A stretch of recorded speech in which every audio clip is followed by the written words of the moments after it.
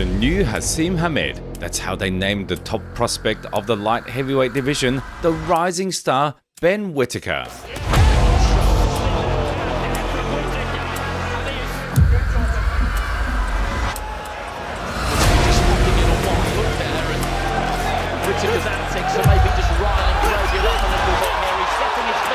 A dancing knockout artist with a memorable appearance and an incredibly flashy style caught a lot of attention and became one of the biggest revelations of 2024. Many experts predicted his overwhelming success, and hundreds of thousands of boxing fans already consider themselves Whittaker fans. However, it seems we may have jumped to conclusions. Friends, in today's video, you'll find out why Ben Whittaker will never become a world champion.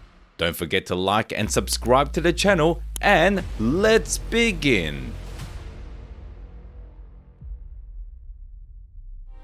I'm sure many of you have seen highlight reels of the surgeon's best moments, but few are aware of his past.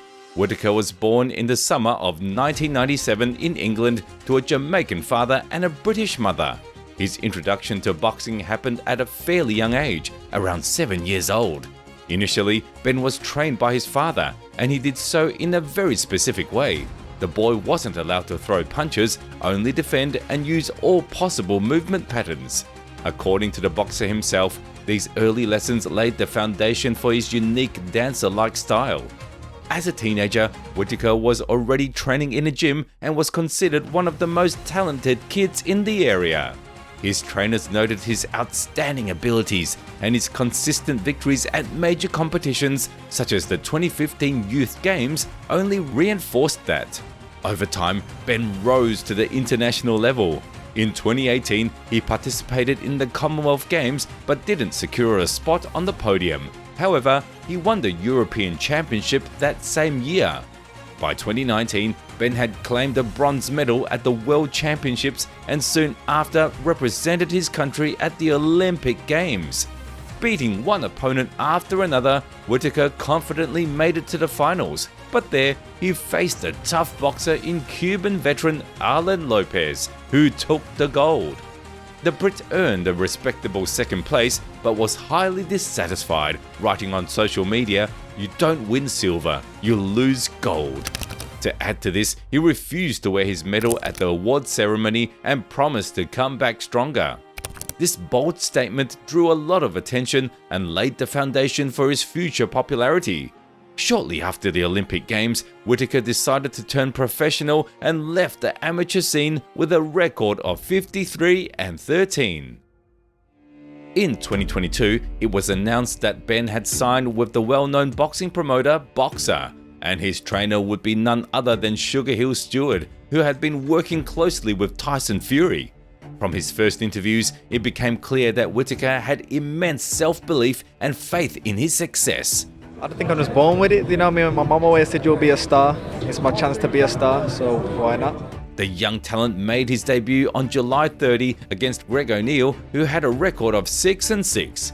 Whittaker put on a spectacular performance, knocking out his opponent in the second round.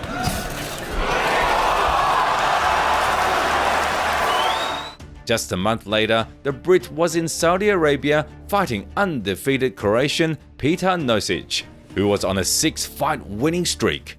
This time, there was no knockout, but winning by a score of 6-0 in rounds is certainly not a bad result. Whittaker's third outing took place in May 2023, and his opponent was fellow countryman Jordan Grant. And Saturday you'll see more flash, more performances, and you'll see why I'm special. Ben entered the ring wearing a leopard print robe with the Adidas logo, paying tribute to the great Hasim Hamed, and then, in the Prince style, dismantled Grant, forcing his corner to throw in the towel. It wasn't even... Oh, and he's staggered again here and down here, Jordan Grant, and here comes the towel. By the end of 2023, Ben's record stood at 5-0 with 4 knockouts, and his fan base was growing rapidly. In the first half of 2024, Whittaker had 3 more fights, one of which was even for a title. At stake was the IBF International title, and Whittaker faced Nigerian prospect Ezra Aranyaka. Probably the answer here. Throughout the bout, Ezra stood behind a high guard and tried to bulldoze his way through Whittaker, but Ben was too slick and easily outpointed him for a unanimous decision victory. By this time, the Brit had 3 million Instagram followers. Fans were talking about him everywhere and he seemed to feel like a global star. But when has that ever led to anything good? Before we dive into Whittaker's disgrace, let's take a moment to discuss his technique and boxing prowess. I've said before that many like to compare Ben to Naseem Hamed, suggesting that stylistically, the two boxers are very similar. At first glance, this is somewhat true. Both are nimble on their feet, often move and pivot away from their opponents, have a good sense of distance, and of course, love to dance. Yes, in these areas, there are some parallels between the two, but for the most part, they are on different levels. Hamed could effortlessly switch stances mid-fight, his jab was incredibly sharp and accurate, and any straight punch could be so devastating that sometimes one touch was enough.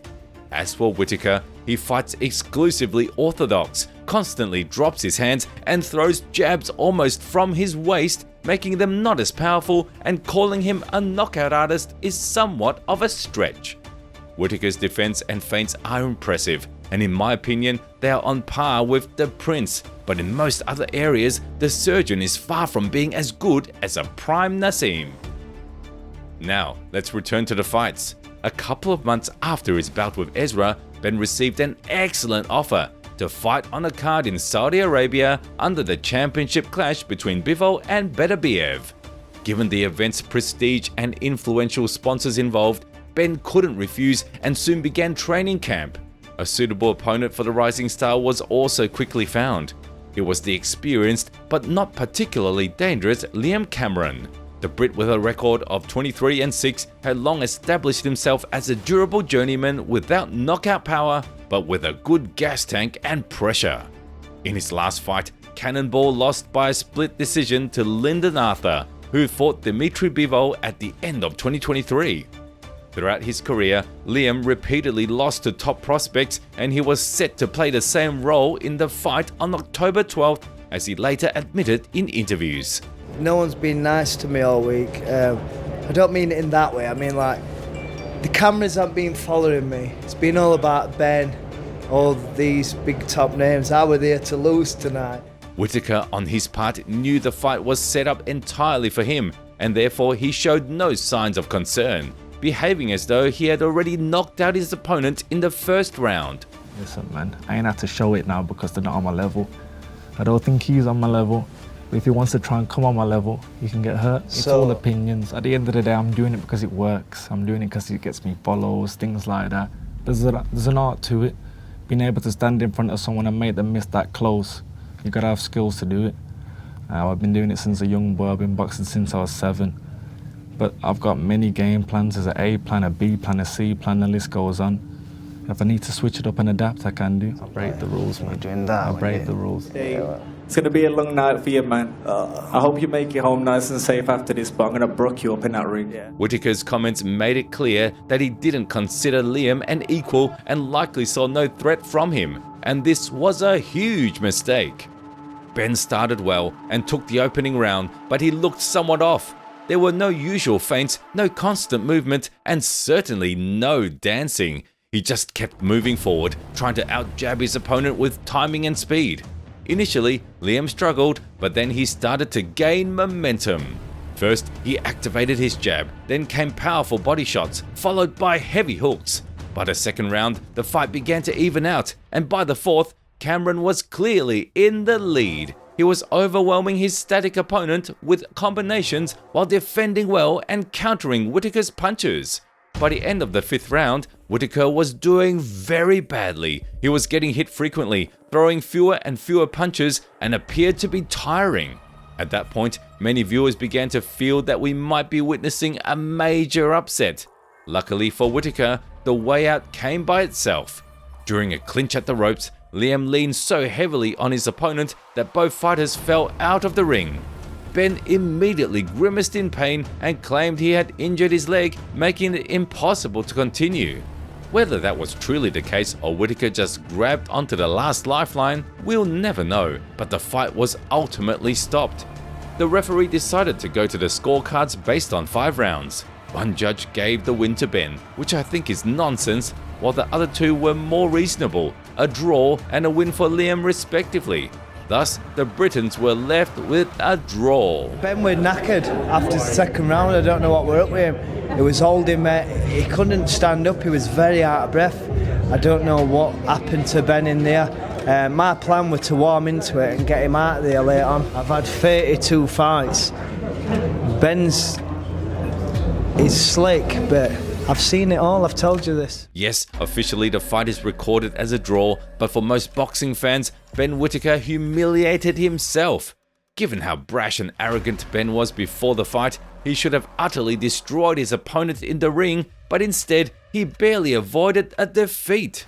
If it hadn't been for the strange incident with the fall out of the ring, Liam would have continued to push forward and batter the surgeon, and who knows how long Ben could have stood on his feet. I think next time, Whittaker would think twice before trying to trash talk his opponent. However, will fans even want to watch his fights again after this unforgettable embarrassment in Saudi Arabia? What do you think? Can Ben Whittaker redeem himself and rise to a new level, or will he never reach the top? Be sure to share your opinion in the comments, and don't forget to like and subscribe to the channel.